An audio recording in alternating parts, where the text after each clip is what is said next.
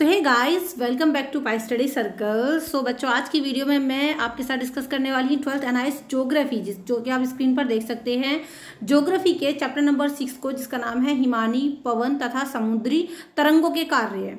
So guys, इससे पिछली videos में हमने चैप्टर नंबर 1 से लेकर चैप्टर नंबर 5 तक हर एक चैप्टर के 5 इंपॉर्टेंट क्वेश्चंस डिस्कस किए थे विद आंसर्स। जी हाँ, हर एक चैप्टर के हम 5 इंपॉर्टेंट क्वेश्चन डिस्कस कर रहे हैं और उन 5 क्वेश्चंस के अलावा चैप्टर में से कुछ नहीं आता। पूरे चैप्टर का निचोड़ उन 5 क्वेश्चन के आंसर्स के अंदर ही होता है। सो ये इंपॉर्टेंट क्वेश्चन होते हैं हर एक चैप्टर के। पूरे चैप्टर को नहीं पढ़ना, हमें जस्ट इंपॉर्टेंट चीज़ों को पढ़ना है और वही आपके साथ हम डिस्कस कर रहे हैं पिछली 5 से 6 वीडियोज़ के थ्रू। सो अगर गाइज आपने चैप्टर नंबर 1 से लेकर 5 तक अभी तक तैयार नहीं किया है तो उन सभी वीडियोस का लिंक ना आपको नीचे डिस्क्रिप्शन बॉक्स में मिल जाएगा, वहां से जाकर आप उन्हें भी चेक कर सकते हैं। चलिए इस वीडियो के अंदर हम लोग स्टार्ट कर लेते हैं। इस चैप्टर के 5 मोस्ट इंपॉर्टेंट क्वेश्चन जो एग्जाम में जरूर आते हैं सबसे ज्यादा। मतलब अगर बात करें इस चैप्टर के अंदर से तो इस चीज के बाहर आपका कुछ नहीं आता, इन क्वेश्चंस के बाहर आपका कुछ भी नहीं आता। पूरे चैप्टर का निचोड़ आपका यही है। चलिए, पहला आप देख सकते हैं क्वेश्चन के निम्नलिखित में अंतर बताना है। अंतर बताना है आपको, जैसे कि महाद्वीप और घाटी हिमानी। दूसरा अंतर है वी आकृति की घाटी और यू आकृति की घाटी। इन चीज़ों में आपको अंतर बताना है। अब आप इसको चाहे अंतर के तौर पर ले लीजिए या फिर इनकी डेफिनेशन के तौर पर भी, कि ये चीज़ें होती क्या है, महाद्वीप और घाटी हिमानी या फिर वी आकृति की घाटी और यू आकृति की घाटी। गाइज, अगर आप चैनल पर नए हैं तो सब्सक्राइब कर लीजिएगा और बेल आइकॉन को प्रेस करके ऑल वाले नोटिफिकेशन को ऑन कर लेना, ताकि मैं जब भी कोई भी नई वीडियो डालूं तो उसका नोटिफिकेशन आपको तुरंत मिल जाए और सबसे पहले मिल जाए। सो गाइज, यहाँ पर आंसर आप देख सकते हैं कि भी महाद्वीपीय हिमानी बर्फ से ढकी बहुत बड़े क्षेत्र में फैली होती है। इसकी परत हजारों मीटर मोटी होती है और इन हिमानियों का निर्माण एक केंद्र के चारों ओर होता है और ये बाहर की ओर खिसकती हैं। तो ऐसे क्षेत्रों में वर्षा भी हिम के रूप में होती है और ऐसे क्षेत्र ग्रीनलैंड और अटलांटिक हैं। ठीक है, आगे बढ़ लेते हैं। ये तो हो गया हिमानी के बारे में। अब है जो घाटी हिमानियाँ होती हैं। सो गाइस, घाटी हिमानियाँ ऊंचे पर्वतीय क्षेत्र में होती हैं, विशाल हिमराशि पर्वतीय घाटियों में एकत्रित हो जाती हैं और नीचे की ओर खिसकने लगती हैं। घाटी के आकार के अनुरूप हिमानी चौड़ी तथा संकरी होती है। सो गाइस, ये तो हमने हिमानी के बारे में डिस्कस कर लिया है। अब हमसे अगला जो पॉइंट था वो पूछा गया था कि भाई नदियाँ जो होती है वी आकृति की घाटी और यू आकृति, इनके बारे में आपसे वो पूछा था, डिफरेंस इनका। गाइस, मैं अच्छा खासा आपको टाइम दे रही हूँ। आप जो है वीडियो को पॉज करके हैंड टू हैंड अपनी कॉपी में अच्छे तरीके से नोट डाउन कर सकते हैं, सारे नोट्स अपने प्रिपेयर कर सकते हैं। अदरवाइज आप इसका स्क्रीनशॉट भी कैप्चर कर सकते हैं। सो नदियाँ वी आकृति की घाटी पर्वतीय क्षेत्रों में बनाती हैं और इन क्षेत्रों में नदियों का बहाव तेज होता है, जिससे नदी तल और कगारों का अपर्दन करती है। तो इस प्रकार बनी घाटी की आकृति अंग्रेजी के अक्षर वी की भांति, ऐसे वी की भांति होती है। अंग्रेजी का जो हमारा अक्षर होता है वी, उसकी तरह होती है। Guys, keep study in pi Study circle नाम का हमारा चैनल है यूट्यूब पर। आइए, और बहुत सारी स्कूल वीडियोस वहाँ पर आपका वेट कर रही हैं। काफ़ी सारी स्कूल वीडियोस मैं आपके लिए ला भी चुकी हूँ इससे पहले। सो सब्सक्राइब कर लीजिएगा। वीडियो अच्छी लग रही है तो प्लीज़ लाइक कर दीजिएगा। थोड़ा सा मोटिवेशन बढ़ जाता है जब आप लाइक कर देते हो तो। ठीक है, और गाइज, अगर आपको इस वीडियो का पीडीएफ चाहिए या फिर इससे पिछली वीडियो का पीडीएफ चाहिए तो उसके लिए भी मैं आपको बता दूंगी एक तरीका। पहले थोड़ा सा और आगे डिस्कशन को हम लेकर के जाते हैं। चलिए, तरीका भी डिस्कस कर ही लेते हैं भाई। अगर आपको पीडीएफ फाइल चाहिए इस पर्टिकुलर वीडियो की, देखिए बहुत से बच्चे वीडियोज़ के थ्रू अपने नोट्स प्रिपेयर कर लेते हैं, बट कुछ बच्चों को जो है पीडीएफ फाइल की जरूरत पड़ती है। सो पीडीएफ के लिए आप हमारे इस नंबर से हमसे कॉन्टैक्ट कर सकते हैं। व्हाट्सअप कर दीजिएगा 7303838500। यहाँ पर आपको पीडीएफ मिल जाएगी। बट गाइज, पीडीएफ के लिए हर एक चैप्टर के अंदर जो 5 इंपॉर्टेंट क्वेश्चन होते हैं विद आंसर, हर एक चैप्टर के लिए यहाँ पे आपको you have to pay only 10 rupees. यहाँ पर आपको एक छोटा सा अमाउंट पे करना पड़ेगा पीडीएफ फाइल के लिए, 10 रुपीज़ का। अभी अमाउंट गाइस क्यों रखा गया है? इसलिए रखा गया है क्योंकि जो जितने भी आपके इंपॉर्टेंट क्वेश्चन होते हैं, ये जो हम सीरीज चला रहे हैं, ये सभी हमें एक्सपर्ट टीचर्स के थ्रू जो है प्रोवाइड आपको करा रहे हैं। एक्सपर्ट टीचर्स के थ्रू इन सभी चीज़ों को तैयार करवाया जाता है। सो गाइस, जब हम टीचर्स उसी सब्जेक्ट के एक्सपर्ट टीचर को हायर करते हैं तो उसके लिए हमें उसको पे करना पड़ता है। जस्ट इसीलिए यहाँ पर आपको, अगर देखिए, अगर आपने अभी तक कोई बुक नहीं खरीदी है, गाइड आपके पास नहीं है, तो लगभग आपके 30 से 31 चैप्टर होते हैं हिस्ट्री में भी, ज्योग्राफी में भी, इन सभी सब्जेक्ट्स में। तो आप कोई गाइड या फिर बुक ना खरीद कर इसी तरीके से 5 इंपॉर्टेंट क्वेश्चन आपको जो उस चैप्टर का निचोड़ होता है, सारी वीडियोस के थ्रू आपको मिल जाएंगे। तो आप सभी की PDF फाइल यहाँ पे परचेज कर सकते हैं। तो टोटल आपको अगर पूरी की पूरा सिलेबस की PDF फाइल चाहिए, so you have to pay only 200 rupees. तो आपको पूरा सिलेबस यहाँ पर मिल जाएगा। तो instead of purchasing any guide और book, so you can buy the PDF files. चलिए, बट ये आपकी चॉइस है, ये कोई फोर्स नहीं है। जो वीडियोस हैं आपके लिए, वीडियोस गाइड फ्री हैं, वीडियो का कोई चार्ज नहीं है। तो वीडियो के थ्रू भी आप अपने नोट्स प्रिपेयर कर सकते हैं। चलिए गाइस, आगे बढ़ लेते हैं। आगे गाइस हमारा यू आकृति की घाटी हिमानियाँ बनाती है और हिमानियों का बहाव ऐसा तेज नहीं होता कि वे तीव्र गति से अपरदन कर सके। वे कोई घाटी नहीं बना पाती, बल्कि पहले से विद्यमान घाटी में ही खसकती रहती हैं, जिससे वो घाटी और गहरी और खड़े ढाल वाली अंग्रेजी के यू अक्षर, इस तरीके का जो हमारा यू वर्ड होता है, उसके समान हो जाती हैं। चलिए, यहाँ पर हमने यू जो है टाइप की घाटी और वी टाइप की घाटी दोनों को डिस्कस कर लिया है। अब बढ़ लेते हैं दूसरे क्वेश्चन की ओर। गाइस, दूसरा क्वेश्चन जो है हमारा वो है पवन के अपरदन में सहायता करने वाली 3 प्रक्रियाओं की व्याख्या करनी है। तो 3 प्रक्रिया आपको बतानी है। यहाँ पर मैं आपको दिखा दूँ। पहली जो प्रक्रिया होती है अपघर्णन।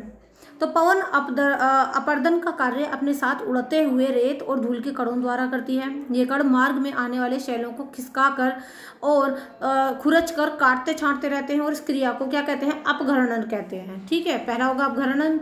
दूसरा गाइस हमारा है ये है हमारा सन्निघर्णन।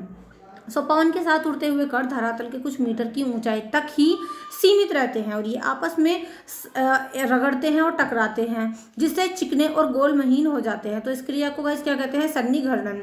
आगे बढ़ लेते हैं अपवाहन। सो गाइस, पवन अपने संपर्क में आने वाले बिखरे असंगठित पदार्थों को उड़ाकर ले जाता है और इस क्रिया को क्या कहते हैं? अपवाहन। तो आपको इन गाइस तीनों की जो डेफिनेशन है, मतलब इनका मतलब क्या होता है, पवन के अपरदन में सहायता करने वाली ये तीनों क्रियाओं को आपको ध्यान रखना है। अपघर्णन, सन्निघर्णन, तीनों के बारे में मैंने आपको बता दिया है, और हमारा अपवाहन। ठीक है, चलिए आगे बढ़ लेते हैं। गाइज, अगर आप चैनल पर पहली बार आए हैं तो so don't forget to like, share and comment ज़रूर कीजिएगा, ताकि मुझे आपका फीडबैक पता चले। और आपका कोई डाउट है या फिर आपका कोई भी सजेशन है तो मोस्ट वेलकम है, आप कमेंट करके मुझे बता सकते हैं। वीडियो थोड़ी सी भी हेल्पफुल लग रही है तो प्लीज़ लाइक कर दीजिएगा। ठीक है, चलिए आगे बढ़ लेते हैं। तो गाइस, अगला जो है हमारा वो है समुद्री तरंगों के अपरदन कार्य से कौन कौन सी स्थल आकृतियों का निर्माण होता है। मतलब अपरदन की वजह से कौन कौन सी स्थल आकृति बनती हैं, प्रत्येक के निर्माण की, मतलब किस तरीके से वो आकृतियां बनती हैं, उनकी प्रक्रिया आपको समझानी है। सो गाइस देखिए, पहले आपको थोड़ा सा इसका इंट्रोडक्शन देख लेंगे। समुद्र का जल कभी स्थिर नहीं रहता। आपको पता है जो जल होता है समुद्र का, कभी एक जगह स्थिर नहीं रहता, टिका हुआ नहीं रहता। तरंगों, ज्वार भाटों और समुद्री धाराओं से उसमें थोड़ी बहुत हलचल मची रहती है, और तटीय क्षेत्र में इसके प्रभाव से कई तरीके की स्थल आकृतियां बनती हैं। अपरदन से बनने वाली प्रमुख स्थलाकृतियाँ कौन कौन सी है? समुद्री, भृगु, गुफाएं, मेहराब और स्तंभ। अब इन चारों पांचों चीज़ों को ना हमें डिटेल में डिस्कस करना है। इनका नाम आप सबसे पहले ध्यान रखिए। पहली गाइस हमारी क्या है? समुद्री भृगु। सो समुद्री तरंगों से तटीय शैलों के निचले भाग पर सर्वाधिक प्रभाव पड़ता है। वे ऊपरी भागों की तुलना में जल्दी कट जाती हैं। शुरू में उनमें एक खांच सी आ जाती है जो चौड़ी और गहरी होती जाती है, और शैलों का ऊपरी भाग समुद्र की ओर लटका रह जाता है और अंततः वो टूट जाता है। एक ऊर्ध्वाधर दीवार खड़ी रह जाती है और इस दीवार को भृगु कहते हैं। ये भृगु की डेफिनेशन यहाँ से यहाँ तक आपको ध्यान रखनी है। चलिए दूसरा क्या है हमारा? दूसरा है गाइस समुद्री गुफाएं। सो अगर तटीय शैलों का ऊपरी भाग कठोर और निचला भाग मुलायम हो तो अपरदन का प्रभाव निचले भाग पर ज्यादा होता है, और इन्हें क्या कहते हैं? समुद्री गुफाएं कहते हैं। चलिए गाइस, दो हमने डिस्कस कर ली है, कीप स्टडी पाई स्टडी। ठीक है, चलिए आगे बढ़ लेते हैं। अगला जो हमारा पॉइंट है ना, प्लीज वीडियो को लाइक कर दीजिएगा, शेयर कर दीजिएगा, और कमेंट करके अपनी फीडबैक आप शेयर कर सकते हैं। गाइस, थर्ड हमारा पॉइंट है समुद्री मेहराब। सो समुद्री मेहराब के अंदर हम लोग जानेंगे। अगर तट का कोई भाग समुद्र में दूर तक निकला है तो उस भाग की मुलायम शैलों का अपरदन कठोर शैली से ज़्यादा होता है ना, और विपरीत दिशाओं से तरंगे अपरदन कर उसके आर पार छेद बना देती हैं, जो शनै शनै का मतलब धीरे धीरे बड़ा होकर एक मेहराब का रूप ले लेता है। तो इसको समुद्री मेहराब कहते हैं। चलिए तीसरा हमारा पॉइंट है समुद्री स्तंभ। जब समुद्री मेहराब की छत लगातार अपरदन के कारण या अपने ही बोझ से गिर जाती है तो मुख्य शैल का एक भाग खड़ा रह जाता है। यह उस मेहराब वाले शैल का एक पार्श्व भी हो सकता है, तो इसे गाइस क्या कहते हैं, समुद्री स्तंभ कहते हैं। सो गाइस कुछ इस तरीके से यहाँ पर हमने क्वेश्चन नंबर 3 के अंदर ना ये चीज़ें डिस्कस कर ली हैं। दिखा दूँ आपको एक बार फिर से कि समुद्री तरंगों के अपरदन के कार्य से कौन कौन सी स्थलाकृतियाँ बनती हैं। सबसे पहले यहाँ पर हमने देखा था कि स्थलाकृतियाँ बनती कौन कौन सी हैं, समुद्री भृगु, गुफाएं, मेहराब और स्तंभ। और फिर हमने इन चारों को ही जो है डिटेल में एक एक करके डिस्कस किया था। आप देख सकते हैं समुद्री भृगु, समुद्री गुफाएं, अगला है हमारा समुद्री मेहराब और समुद्री स्तंभ। चलिए अब बढ़ लेते हैं गाइस फोर्थ क्वेश्चन की। और फोर्थ क्वेश्चन है कि निम्नलिखित में अंतर बताना है। जैसे पहले क्वेश्चन में ना हमने अंतर बताया था, इसी तरीके से यहाँ पर भी मतलब आपको पता होना चाहिए कि जलोढ़ और हिमोड़ किसे कहते हैं और जलोढ़ और हिमोड़ के क्या मतलब इनमें डेफिनेशन है इनकी और क्या इनमें अंतर है। सो चलिए जलोढ़ और हिमोड़ को जानते हैं। तो जलोढ़ नदियों द्वारा बनाए जाते हैं जबकि हिमोड़ हिमानियों द्वारा बनते हैं। जलोढ़ का मतलब जल से बनने वाले, जल कहाँ से, नदियों से मिलता है। हिमोड़ का मतलब हिमानियों से बनने वाले। ठीक है, तो जलोढ़ के बारे में पहले हम देख लेते हैं। तो जब नदियाँ पर्वतीय क्षेत्र से मैदान में आती हैं तो उनके वेग में अचानक से क्या होता है गाइस, कमी आ जाती है। इसलिए पर्वतों का तेज ढाल खत्म होते ही मैदानों पर आने पर नदी अपने साथ लाए गए बड़े बड़े कण, बजरी और छोटे छोटे पत्थरों को निक्षेपित कर लेती है और निपेक्षित भार एक पंखे जैसी आकृति में फैल जाता है। ठीक है, आगे बढ़ लेते हैं। तो इसको हम जलोढ़ कहते हैं। तो गाइस दूसरा है हमारा हिमोड़। सो हिमोड़ के अंदर हमें क्या देखना है कि जब हिमानी पिघलती है तब अपने भार को विभिन्न भागों में जमा कर देती है। तो इस तरीके से निक्षेपित मलबे को हिमोड़ कहते हैं। और हिमोड़ 4 तरीके के होते हैं। यहाँ पर आपको हिमोड़ के 4 प्रकार भी ध्यान रखने हैं गाइस। पहला है अंतस्थ हिमोड़। सो अंतस्थ हिमोड़ का मतलब कि जब हिमानी पिघलती है तो मलबा घाटी के अंतिम भाग में जमा हो जाता है और कटक जैसी स्थलाकृति बन जाती है। दूसरा है आपका पार्श्विक हिमोड़। सो जब हिमानी के दोनों ओर निक्षेपण हो जाता है तो पार्श्विक हिमोड़ बन जाते हैं गाइस। अगला है हमारा मध्यस्थ हिमोड़। तो मध्यस्थ हिमोड़ में क्या है, जब दो हिमानियां आपस में जो है मिलती हैं तो मिलन स्थल पर जो हिमोड़ बनते हैं ना उनको क्या कहते हैं, उसे मध्यस्थ हिमोड़ कहते हैं गाइस। चौथा है हमारा तलस्थ हिमोड़। तो तलस्थ हिमोड़ क्या है, ये वे निपेक्ष हैं जो उन क्षेत्रों में जमा हो गए थे जो कभी हिमानियों से ढके थे। और तलस्थ हिमोड़ तभी दिखाई देते हैं जब हिमानियों की बर्फ पिघलकर जल के रूप में दूर चली जाती है। सो ये गाइस हमने हिमोड़ों के बारे में बात कर ली है। हिमोड़ किसे कहते हैं और जलोढ़ किसे कहते हैं। जलोढ़ की जस्ट आपको डेफिनेशन दी गई है और हिमोड़ को डेफिनेशन के साथ जो है उसके टाइप्स यानी उसके प्रकार भी बता दिए गए थे। यहाँ पर आप देख सकते हैं अंतस्थ हिमोड़, पार्श्विक हिमोड़, मध्यस्थ हिमोड़ और तटस्थ हिमोड़। सो गाइस पीडीएफ के लिए फिर से मैं आपको रिमाइंड करा दूं, आप हमारे व्हाट्सएप ग्रुप से जुड़ सकते हैं 7303838500। सो यहाँ पर आपको पीडीएफ फाइल मिल जाएगी। जस्ट आपको अपना नाम बताना है और सब्जेक्ट बताना है। बट गाइस पर चैप्टर के लिए यहाँ पर आपको 10 रुपीज़ का छोटा सा जो है अमाउंट वो पे करना पड़ेगा। सॉरी 10% नहीं 10 रुपीज़। चलिए आगे बढ़ लेते हैं। प्लीज़ वीडियो को जो है लाइक कर दीजिएगा। आपका लाइक मोटिवेट करता है, पता चलता है कि हाँ आपको चीज़ें अच्छी लग रही हैं, समझ में आ रही हैं और हमारी मेहनत कामयाब हो रही है। गाइस देखिए किसी भी वीडियो को तैयार करने में, किसी भी चैप्टर को तैयार करने में काफ़ी टाइम लगता है। पहले सर्च करना पड़ता है कि क्या इंपॉर्टेंट चीज़ें हैं, देखना पड़ता है। उसके बाद वीडियो एक लिखा जाता है चीज़ों को प्रॉपर तरीके से, फिर वीडियो पर काम किया जाता है, तब जाकर वो वीडियो आपके पास तक पहुंचती है। तो उसमें काफ़ी टाइम और बहुत मेहनत लगती है। तो जस्ट आपसे एक लाइक की उम्मीद होती है और प्यारे प्यारे कॉमेंट्स की उम्मीद होती है। सो आई होप आप कॉमेंट करेंगे, लाइक करेंगे। सो गाइस 5 और लास्ट क्वेश्चन जो है ना इस वीडियो का वो ये है, पवन द्वारा किए जाने वाला निक्षेपण कार्य किन परिस्थितियों में होता है। सो पवन द्वारा पदार्थों का परिवहन जिस प्रकार और जितनी दूरी पर किया जाता है ना वह तल संतुलन के अन्य प्राकृतिक कारकों से बहुत अलग है। पवन द्वारा उड़ाए गए पदार्थों को उनके मूल स्थान से बहुत दूर ले जाती है। सो गाइस आगे है कि पवन द्वारा उड़ाए गए पदार्थों का निक्षेपण जिन परिस्थितियों में होता है ना वो निम्नलिखित है। कौन कौन सी परिस्थितियां हैं वो आपको देखनी है। पहली परिस्थिति है कि पवन में बालू या धूल के कणों की मात्रा जब उसकी परिवहन क्षमता से अधिक हो जाती है तो उसके कुछ भाग को निक्षेपित कर देती है। पवन अपने समस्त भार का निक्षेपण नहीं करती बल्कि सिर्फ उसी का करती है जो उसकी परिवहन क्षमता से अधिक हो।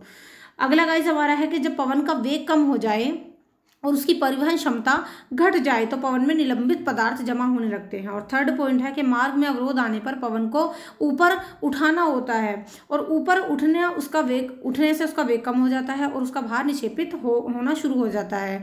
अब गाइस आगे क्या है कि बहुधा ये पदार्थ अवरोध के स्थान के निकट एक टीले के रूप में जमा हो जाते हैं। सो गाइस कुछ इस तरीके से हमने यहाँ पर 5वां क्वेश्चन भी डिस्कस कर लिया है। और 5वां क्वेश्चन क्या था कि पवन द्वारा किए गए निक्षेपण का आपको कार्य जो है वो किन परिस्थितियों में होता है वो बताना है। देख लीजिए, मैं स्क्रीनशॉट आप जो है ले सकते हैं, हैंड टू हैंड कॉपी में नोट डाउन भी कर सकते हैं। So guys best of luck for your exams. Prepare अगर आप कर रहे हो अपने पेपरों के लिए तो अच्छी बात है, आप लगे रहिए चैप्टर वाइज चीज़ों को, 1 या 2 बार वीडियो को देखते हैं तो काफ़ी चीज़ें आपके दिमाग में खुद ही सेट होती चली जाती हैं। इसके अलावा इस पिछले वीडियोस के लिए, पिछले चैप्टर्स के लिए आपने डिस्क्रिप्शन बॉक्स चेक कर लिए, सभी चैप्टर्स का लिंक मैं आपको नीचे डिस्क्रिप्शन बॉक्स में दे दूंगी। सो वहाँ पर आप अपने पिछले चैप्टर्स भी तैयार कर सकते हैं। और गाइज ये जो है हमारा ज्योग्राफी है, तो ज्योग्राफी का अगर टीए में भी आप बना रहे हो, आपने एडमिशन ले रखा है अप्रैल 2021 में, दोबारा से लिख देती हूँ मैं, अगर यहाँ पर गाइज आपने एडमिशन ले रखा है अप्रैल 2021 में, या फिर इसके अलावा अक्टूबर में आपने एडमिशन ले रखा है 2021 में, तो यहाँ पर आपको टीएमए का सोल्यूशन मिल जाएगा। तो टीएमए के सोल्यूशन के लिए विद प्रोजेक्ट आंसर बहुत अच्छे तरीके से लिखा हुआ है, उसके लिए भी आप हमारे चैनल को सब्सक्राइब कर सकते हैं। प्लेलिस्ट आप चेक कर लीजिए, वहाँ पर आपको 2021 के सेशन के जो हम नए अब टीएमए बना रहे हैं वो सभी एक एक करके हम वहाँ पर डाल रहे हैं। तो बहुत बढ़िया तरीके से और एक्सपर्ट के थ्रू लिखे हुए टीएमए के सोल्यूशन हैं, ज़रूर देखिएगा। इसके अलावा गाइज अगर आपके पास इंग्लिश सब्जेक्ट है, सो इंग्लिश की भी काफ़ी वीडियोस हमारे चैनल पर वैसे पड़ी हुई हैं, बट इसके लिए गाइज हमने एक अलग से चैनल स्टार्ट किया है, और चैनल का नाम गाइज क्या है, लर्न इंग्लिश।